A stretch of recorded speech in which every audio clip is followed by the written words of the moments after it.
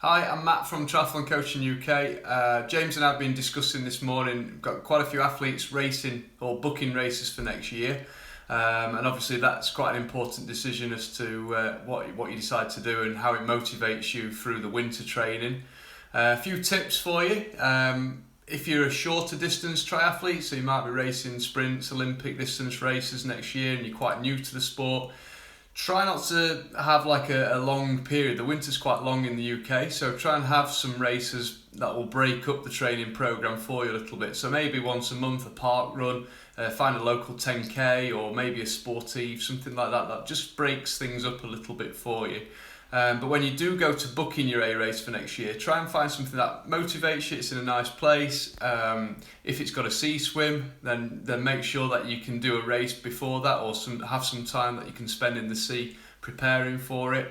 If you're racing in open water for the first time, then again you've got to factor in the time of the season for when that race is.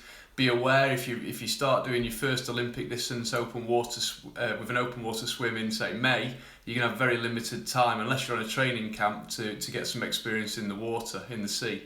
So think those things through. Also, if you're doing maybe your first half Ironman or Ironman, then you need to plan those races that will complement that race as well. So if you're doing an Ironman, for example, maybe 5-6 weeks before, looking to do a half Ironman.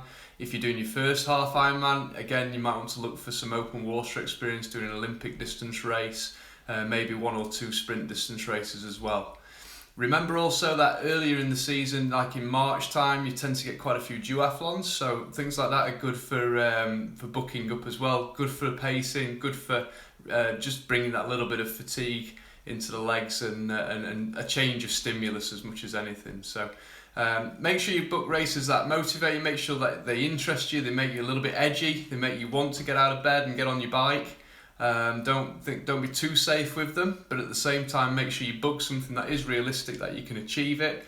Think about and talk through with your family first as to what races and what your plans are. They might have slightly different opinions to yourself, so make sure you've got them on side and that you're all going in the same direction.